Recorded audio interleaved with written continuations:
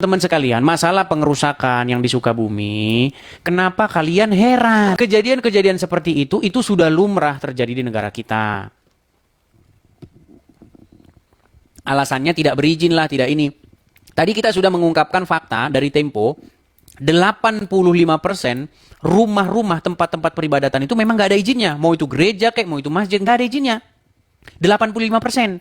Tetapi yang terjadi adalah cuman rumah-rumah tempatnya orang Kristen saja yang dirusak, diganggu. Nah, kita sebagai orang Kristen, jangan pernah kita membalas. Percuma Anda jadi orang Kristen kalau Anda punya dendam, marah boleh lah ya. Tapi kalau dendam membalas itu nggak boleh. Balas rusak juga. Membalasnya bukan dengan cara seperti itu. Membalasnya dengan cara Anda tidak melakukan kegiatan seperti yang sama dilakukan mereka. Atau berargumen gitu loh. Seperti yang saya lakukan ini. Kalau membalas merusak-rusak berarti Anda nggak benar. Begitu. Tetap mengampuni, ya kan? Kita ampuni, ya kan? Jangan melakukan tindakan yang anarkis seperti mereka, seperti itu. Kalau mereka memang sudah seperti itu, namanya manusia nggak jadi. Gimana, ya kan? Jangan dibalas, teman-teman. Biarkan saja seperti itu, ya. Kita bersuara saja supaya apa? Supaya orang-orang Islam itu tidak seperti itu lagi. Bagaimana caranya? Bacaan-bacaan mereka yang mengajarkan benci orang-orang tapir, ya kan?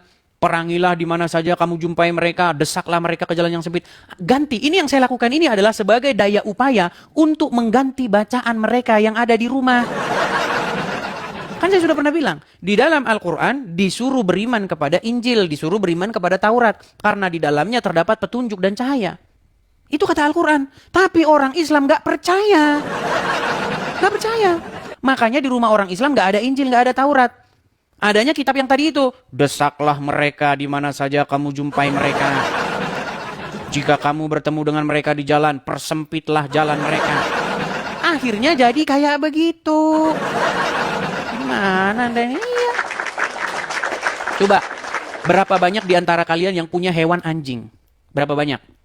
Berapa banyak di antara kalian betapa orang Islam bencinya setengah mati sama anjing? Coba. Itu karena apa? Karena bacaannya. Nah, ketika kamu membaca itu, akhirnya kamu jadi benci sama anjing kan? Anjing hitam itu adalah jelmaan setan. Karena di dalam hadis emang ada. Barang siapa yang ada anjing di rumahnya, maka setan malaikat tidak akan datang. Ada bacaannya itu ada. Itu membuat orang Islam benci sama anjing. Makanya ada anjing sebelah digebukin, diracun lah di ini. Iya, itu kejadian gak sekali dua kali. Saya ngomong fakta apa adanya. Gimana sih? Saya ngomong fakta apa adanya. Ada anjing digebuk, di ini, diracun, ya kan? Itu memang karena mereka membaca buku yang membuat mereka benci dengan anjing. Padahal di dalam Al-Quran ada anjing yang disebut dalam surat Al-Kahfi itu kan?